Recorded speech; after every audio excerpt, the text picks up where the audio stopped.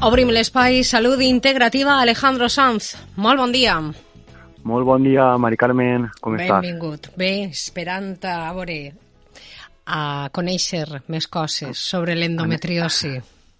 Sí, anem a parlar de l'endometriosi, que com sabem és una malaltia que afecta a la dona, i anem a fer un homenatge a aquestes sofridores silencioses, ja que ha sigut prou mal entesa i ha costat sempre molt d'entendre, de trobar el motiu del dolor que pateixen i sobretot donar el que es coneixen com a solucions satisfactòries. Jo no sabia, perdona que te talli, Alejandro, no sabia que quasi el 25 i 50% de dones pateixen endometriosi. Sí, entre el 25 i el 50. Les dades que manegem anem a ser un poc més cautelosos, però habitualment sí que diem que el 10% de les dones en edat reproductiva podrien estar sofrint endometriosi. Sí que sabem que cada vegada és més freqüent i que, com et deia, es tarda moltíssim en donar un diagnòstic firme. De fet, hi ha una mitjana de 8-10 anys, imagina't, de sofriment, en el qual la dona es queixa de molt de dolor, i en la que se reben moltes vegades contestacions com a que és normal o un estigma de que eres una dona fluixa i que la menstruació aprofites per a incapacitar-te com a que no és tant el sofriment. I vaig intentar explicar-vos de que sí que és un dolor molt fort, ocasionat per moltes estructures i que, ja t'he dit, que és important tractar bé. Aleshores, anem a definir l'endometriosi. Sí. És una malaltia sistèmica. Què vol dir sistèmica? Que no és sols aparato reproductor. Sistèmica vol dir que acaba afectant a tot l'organisme. Sí. Entonces, una malaltia on l'endometri, funcionalment actiu, o sigui, que està viu, que hauria estar dins de la cavitat uterina, acaba en llocs on no toca. O sigui, és una capa que hauria estar en la cavitat de l'úter. Les cèl·lules, no?, de l'endometri. Correcte. I acaba en focus fora d'esta zona, però que s'ha vist que pot afectar en zones molt properes, generant molta sensació en la cavitat pèlvica, sí, però que s'està veient cada vegada més com pot arribar a afectar l'intestí, inclús el cervell o la pleura del pulmó. Així que imagineu-se com des de baix acaba afectant tot l'organisme i generant mogolló de dolor. Aleshores, això és un sobrecreixement. Este sobrecreixement, tot això hauria estar regulat per les dues grans hormones femenines, que ja hem parlat d'elles moltes vegades, com són els estrògens i la progesterona. En aquest cas, és una malaltia estrogen dependent. Vol dir que quan més estrògens inflamatoris tinga a l'organisme, més afectació vaig a tindre. Per tant, tot això que hem parlat sempre de la importància de disminuir els estrògens i mantenir-los estables va ser també una de les cures de la endometriosi, ja que l'endometriosi no és una malaltia de la mala sort, encara que sí que té un fort factor genètic, o sigui, un factor transgeneracional, ja té alguna que veure la salut possible de la mare, la iaia, però també un component epigenètic i ambiental. Vol dir que l'estil de vida i tot el que es fa és lo modificable. Clar, la genètica no te la vaig a canviar, però és molt possible que canviant moltes coses de l'estil de vida i alguns suplements puguem fer el control d'estos estrògens, perquè estos estrògens són proliferació. Proliferació vol dir que l'estrogen activa esta capa endometrial i sobrecreix, sabent que aquests estrògens afecten aquests focus. Aquests mateixos focus que estan fora segreguen els seus propis estrògens. Què vol dir? Que ells mateixos s'alimenten i creixen ells mateixos. S'envien pròpiament la hormona que els fa créixer. Entonces, si no disminuïm els estrògens d'esta dona, aquests focus seguiran creixent i seguiran conquerint negativament altres parts de l'organisme. I el problema és que generen adherències, afecten el sistema nerviós, provoquen una inflamació crònica en la zona en la que està i, per tant, realment és que és molt incapacitant i les dones que ho sofreixen saben que és així, que se queden curtes quan ho descriuen. Jo que escolto tants testimonis de les meus pacients, la veritat és que en molts casos fa fredat i moltes vegades el primer que penses és en una cirurgia per a que s'alivie, no? El mateix metge diu n'hi haurà que operar-te perquè estàs sofrint massa. Aleshores, quins són els símptomes, sí. Alejandro? El símptoma principal de l'endometriosi és un dolor molt fort, ¿vale? I que depenent d'on estan estos focos, per exemple, si està a la vejiga, sí, tindran dolor al pixar. Si està al recte, poden tindre problemes al fer caca o si afecta, per exemple, les uretres al renyó, doncs, còlics nefrítics, o a la regla, unes regles que se descriuen com a molt doloroses. És la dona que està 1, 2, 3 dies en el llit prenent de tot per el dolor que té. Val? Inclús afecta, nosaltres saps que com a fisios, osteòpates i posturòlegs venen moltes dones amb dolors d'esquena, cadera, ciàtica, que creuen que són posturals, d'estrès, i el que passa són els mateixos focus endometrials irritant el sistema nerviós i provocar molt de dolor en la zona lumbar, sacroilíaca, cadera, el nervi ciàtic. Imagineu-se la importància de fer un tractament integrador. No sempre el dolor d'esquena és una ciàtica o una contractura. De fet, jo no diria ni que arriben al 50% dels dolors d'esta zona són per la típica desgast i hèrnia que ens solen dir els traumatòlegs. Jo li dic paraula de fisio. Nosaltres som els que ens encarreguem de solucionar el dolor de veres i aleshores som els que veiem com moltes vegades no es tractar l'esquena, sinó començar a entendre d'on ve el dolor. En aquest cas, si n'hi ha una endometriosi, hi haurà que ajudar aquesta dona a baixar aquesta hiperestrogènia, o sigui, aquest excés d'estrògens, a millorar la progesterona o la sensibilitat dels receptors de la progesterona, ja que la progesterona és com la hormona antagònica de l'estrogen. Antagònic vol dir contrari. Sí. Aleshores, si tinc molt d'estrògeno, m'interessa tindre molta progesterona. Recordem que l'estrogen és la primera part de la regla. La dona menstrua i en la primera etapa de la regla és influenciada pels estrògens, fins que ovula a meitat cicle, veritat? Sí. I en la segona part és una influència de la progesterona. Què ocorreix? Que estem veient que aquesta segona part, depenent de progesterona, cada vegada la tenim més alterada en les nostres dones. I, per tant, es sofreix el que es coneix com una dominància estrogènica al cicle. I aquesta progesterona controla aquest sobrecreixement. Imagina't si és important que si estic tenint una proliferació descontrolada per dins del meu organisme i n'hi ha una hormona que és la que ho equilibra i no n'hi tinc, doncs també ens fa pensar que no és només reduir els estrògens, sinó també millorar aquesta progesterona, veritat? Que és en quantitat, però també la sensibilitat del receptor. Sé que és difícil un poc entendre-ho perquè estem parlant d'endocrinologia, però és que és necessari explicar aquestes dues hormones i com anem a fer la diana terapèutica va estar així, no? En els estrògens i en la progesterona. Més coses. Com te deia, què ocorreix? Que la causa és, i això per què? Per què n'hi ha dones que això els passa?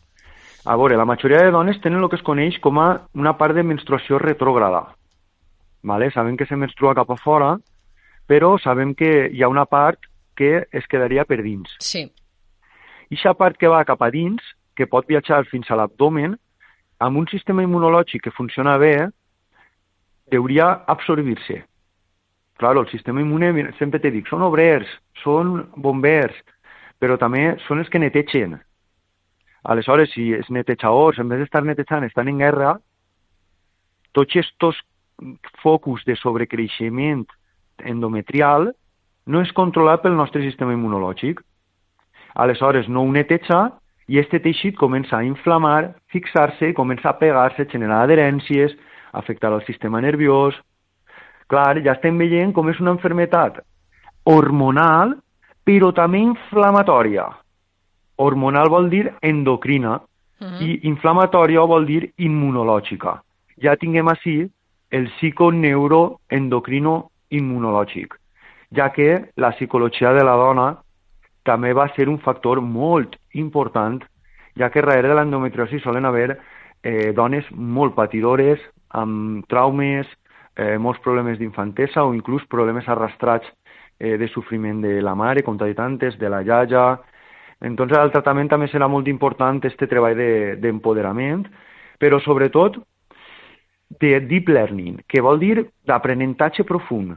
Quan una dona entén com és el seu cicle, per què li passa això, per què li passa allò, què vol dir endometriosi, perquè normalment venen del ginecòleg amb una informació molt baixa i moltes vegades desactualitzada. Entonces la persona creu que el que li està passant és algo misteriós i que sol és que se pot prendre una pastilla i aguantar, inclús acabar en una cirurgia pues, prou, en molts casos molt dramàtica. O més d'una, Més d'una cirurgia. Sí, evidentment, clar. Més d'una per què? Perquè si jo t'opere uns focus, però jo no estic parant aquest sobrecreixement, clar, evidentment... tornen a créixer. Segueixen creixent, per això la importància del que vos estic dient. I és que la sintomatologia va més enllà d'este dolor tan intens i una limitació psicològica terrible. És que també provoca, sabem que entre el 20 i el 50% de dones amb endometriosis pateixen infertilitat. Sí. Ja tinguem un altre dels motius que solem trobar darrere d'algunes parelles que no poden tindre fills i la dona m'ha ja pensat que aquests dolors que té en el baix ventre o en l'esquena tenen que veure amb aquesta endometriosi i amb el factor d'infertilitat que té. Per què provoca infertilitat? Perquè aquest ambient proinflamatori, aquesta inflamació que és com un incendi continu en el teixit, provoca que sigui impossible l'anidació, o sigui, de l'òvul amb l'esperma. No se poden enganxar. Poden obstruir-se les trompes per adherències. La reserva ovàrica de la dona pot veure's molt influenciada per els endometriomes, que són aquests quistes que el gine busca en ecògraf, que tens un endometrioma en l'ovari. Clar, este bulto, anem a dir, pot influenciar tot el que hi ha dins de l'ovari, evidentment, que allà és on teniu els òvuls preparats, i aleshores afectaria aquesta reserva ovàrica i també a la qualitat dels òvuls, evidentment, no? Afecta el que hi ha dins d'una manera molt grave. Aleshores, els símptomes principals són molt de dolor, un dolor molt incapacitant i, en molts casos, una infertilitat. També tinc que recordar-vos la probabilitat del sofriment del hipotiroidisme autoimmune. Ja veieu com se relacionen molts signes, moltes malalties, i per això no cal donar una etiqueta, sinó entendre cada cas perfectament personalitzat, ja que cada dona és única i irrepetible i no pot ser que existeixi un protocol per a elles, ja que l'anamnesis és d'hores, la investigació que tenim que fer amb cadascuna, i se deuen fer moltíssimes proves per a poder entendre per què aquest problema amb els estrògens, a la progesterona, aquest problema inflamatori, la presència o no de tòxics, com ja us he comentat. Recordeu quan te parlava dels disruptors endocrins, no fa massa? Sí. Clar, els disruptors endocrins al final què afecten? A l'estrogen. Sí. Què vol dir? Que en aquesta societat del segle XXI, en la qual hem creat un ambient molt tòxic que ens provoca hiperestrogenisme, no? Lo dels plàstics, la cosmètica, l'alimentació rica en làctics industrials, en carrotxo industrial, val? Tot el que vos deia de lo que ens podia provocar disrupció endocrina, sí, que tenim tot un programa parlant d'ello i per tant no me vaig a explayar ahir, però tot això hauríem reduir-ho. Aquesta exposició, aquesta cosmètica de la dona, aquests perfums, aquestes tintes del cabell, el que es fiquem als llavis, els desodorants, tota la higiene íntima, els tampons. Tenim que anar amb molta cura, buscar setxells i certificats on veiem que van nets, per exemple, de bisfenol A, eftalatos i tots aquests noms estranys que ja vos vaig explicar. Sí. Que se diuen disruptors endocrins, i que és que a moltes dones, hi ha dones que és que se defenen bé. Jo sempre ho dic, si és que no és que siga bo o mal, és que hi ha dona supersensible a esto i hi ha dona que no ho és. Per tant, no li vaig a dir que és la mateixa precaució a una dona en la qual la seva família no hi ha aquests problemes, a una dona en la qual estan afectades pràcticament totes. Tenen dones obeses, diabètiques, amb hipotiroidisme, que fan quistes per ací, quistes per allà, i ja li han llevat un pit a ma mare, i ja té això, i ja té allò, i li deixen quistes a tot. Això està relacionat amb el que vos estic contant. En una malaltia combinada en hormones, hiperestrogenisme i un sistema immunològic disfuncional. Un sistema immunològic que no logra equilibrar-se i funcionar de la manera adequada. Per això s'associa l'endometriosi a malaltia autoimmune. Recordem que la malaltia autoimmune vos sonaran perquè són molt conegudes, doncs és l'artritis, el lupus, per exemple, són superconegudes, no? O l'hipotiroidisme de Hashimoto, que vos conté totes les vegades, que és que analítica que fem, actualitzar, no, m'han dit que no tinc problema de tiroides, fas l'analítica dels 8 valors tiroideus, perquè habitualment sols miren un, quan li fas els 8 apareix la malaltia. Hi ha que saber en quin calaix mirar, perquè si no mirem en el calaix adequat, direm que estàs bé, no te passa res, però la dona te diu que es mor de dolor, que està nerviosa, que està a acabar, perquè patir una setmana o 15 dies o 20 dies al mes un dolor incapacitant i tindre que prendre fàrmacs de tot tipus per a poder sobreviure-ho, me pareix que no pot ser un tractament adequat, simplement això. Podem dir que hi ha una esperança, no?, per a les dones Moltíssima. Que pateixen endometriosi. Moltíssima, perquè a nivell clínic portem molts anys treballant amb elles.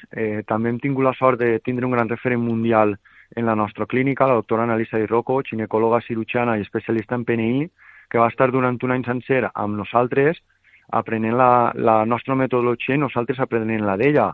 Sí. Clar, vam aprendre moltíssim i a sensibilitzar-nos molt amb aquest grup de dones perquè veiem que amb el tractament adequat veiem grans reversions, grans millores i és molt esperançador, sí. Així és. Molt bé. La doctora, quina has dit? És la doctora Annalisa Di Rocco. Annalisa Di Rocco. Di Rocco. Di Rocco. Italiana venezolana. Yeah. I és la fundadora de Endovencedoras.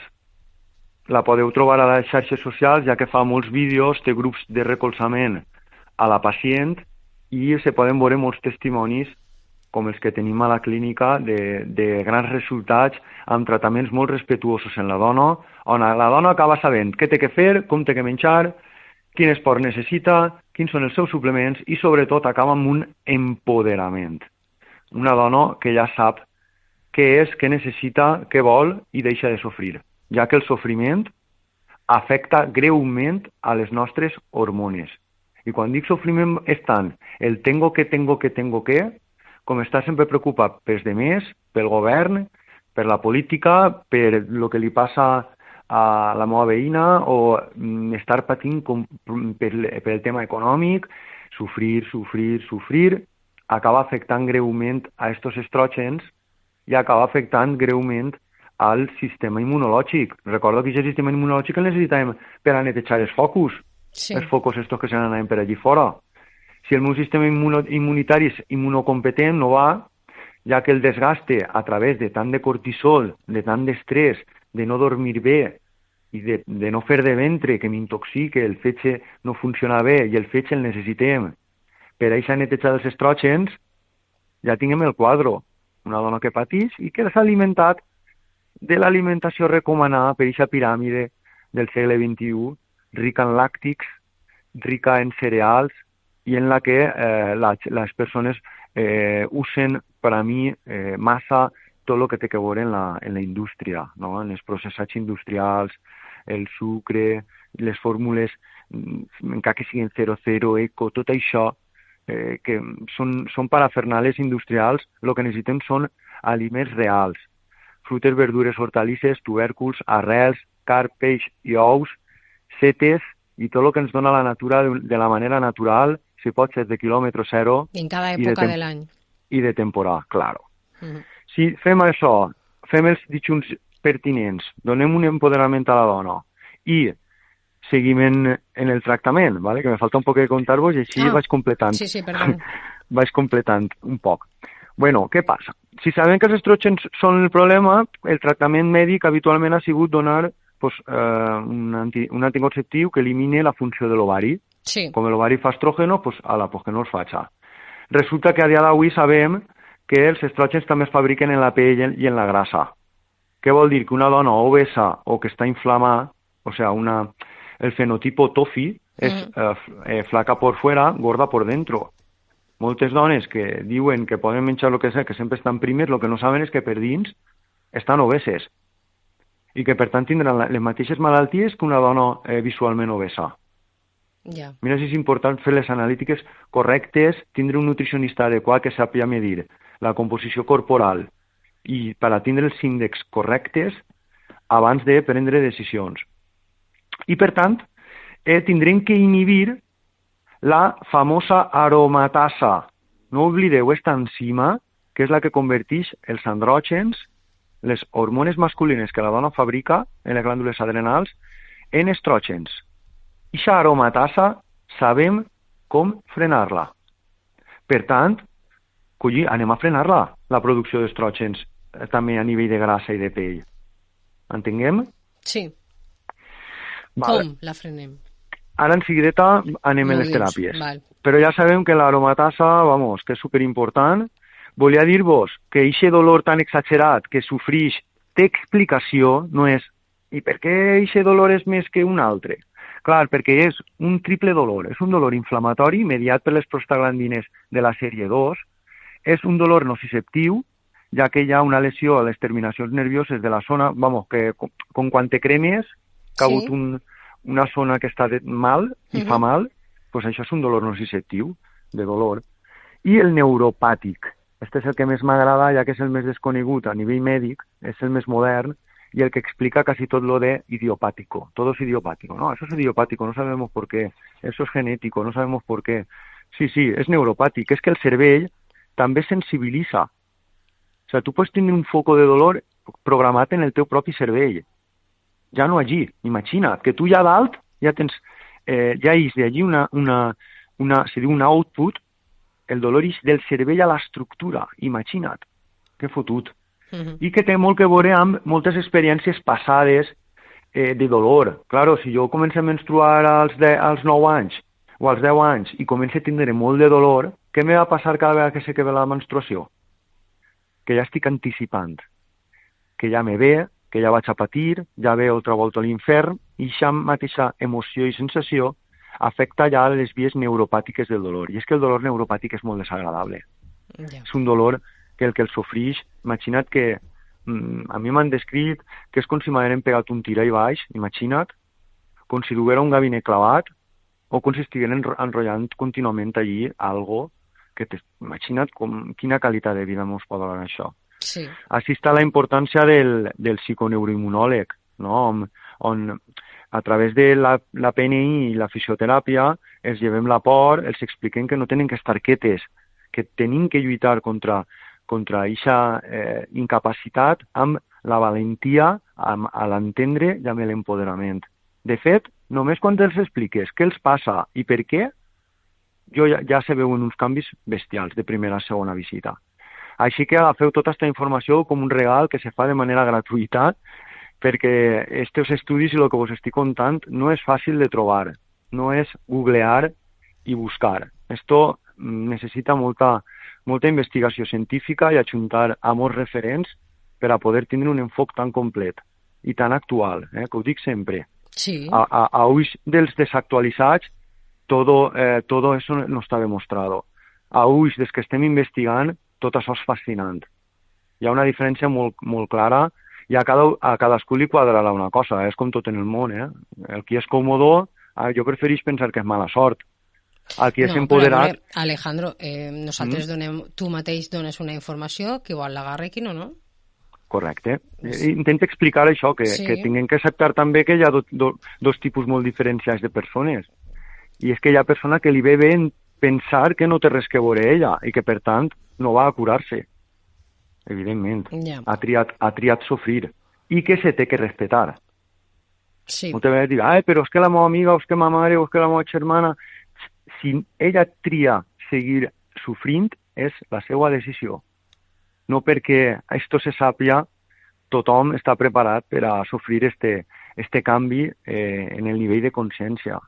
Alejandro, me queden 5 minuts. Vas a dir-me algo... El tractament integratiu, que és important, són les teràpies cosment, que aniran enfocades a l'estrès, ja sigui el mindfulness, el yoga, la meditació, el pilates, el viure en amor amb persones que que ens plenen va ser molt important, i activitats creatives com ballar, pintar i tot això. Sí. Fer exercici, vamos, no cal ni que vos ho diga. N'hi ha que baixar els estrògens, com vos he dit antes, baixar els disruptors endocrins, lo del BPA, les talats i tot això, cuidao en les dioxines, cuidao en lo de l'aromatasa, que vos ha dit, i la suplementació són les vitamines A, B, C, D i E, el ferro, el magnesi, el zinc i el seleni pel tema de la tiroides, el probiòtic per la microbiota, que és superimportant, la N-acetilcisteïna i el S-adenosilmetionina, que sempre vos parlo d'ells, són les grans ferramentes hepàtiques per a la metilació i conjugació dels estrògens via hepàtica, en fase 2. El nostre fetge deu eliminar els estrògens a través de les sals biliars i deu enviar-ho a l'intestí, on se trobarà amb el estroboloma, concepte dels últims 5 anys. Depèn de les bacteris que tinga jo en l'intestí, l'estrògen se n'anirà per acá fora o me'l tornarà per acá dins. Mira si és important, què tinc en l'intestí, ja que el meu fetge pot netejar molt bé, les bacteris que tinc a l'intestí, estropear-ho tot i tornar-me tots els estrògens de nou. Així que anem a tindre que modificar la microbiota intestinal de les nostres pacients. Hi haurà que recomanar les crucíferes, com el bròcoli, 100 grams 2 vegades a la setmana, els lignanos, com les semilles de lino, que també vos he parlat d'això, sí. El trèvol roig, que és una isoflavona, el resveratrol, flavonoides com la crisina i la naringenina, que ven els cítrics, que disminueixen l'aromatasa, la superimportància dels àcids omega-3, que tenim també tot un programa parlant de l'omega-3, escolteu-lo, per favor, que afecta directament, positivament, a la contracció de la musculatura llisa, el que vos fa mal al menstruar. Sí. I si espasme, sí. Té que veure les prostaglandines de la sèrie 2. L'omega-3 és el remei. Vale? Recordem també la importància de la vitamina D, la curcumina amb la piperina, que és la pimienta. S'estan veient estudis amb serrapeptidasa. La serrapeptasa ajuda a desfer estos focus. Vale? I ja parlant de la salut intestinal, el que vos he contat sempre. Menys cereals, més làctics, menys industrials, més comida real. Anem a ficar probiòtics i prebiòtics de qualitat. Anem a ajudar també amb glutamina. I recordem que la salut intestinal es programa en l'úter de la mare. La importància d'un embaràs saludable, un part vaginal i una lactància el més llarga possible. En cas de no poder-se realitzar aquestes coses, existeixen ferramentes compensatòries que un PNI o un metge integratiu podrà ajudar-vos a dur a terme. Vale? I lo de la permeabilitat intestinal, lo dels foraets. Sí. Com si tinc l'intestí inflamat i foradat, vaig a patir endometriosi, però també vaig a patir enfermetats autoimmunes i, per tant, no és negociable el trigo, la gliadina i el seu gluten no són aptes amb aquesta enfermetat i amb la majoria. No és una moda, és evidència científica. Seguiu al doctor Àlex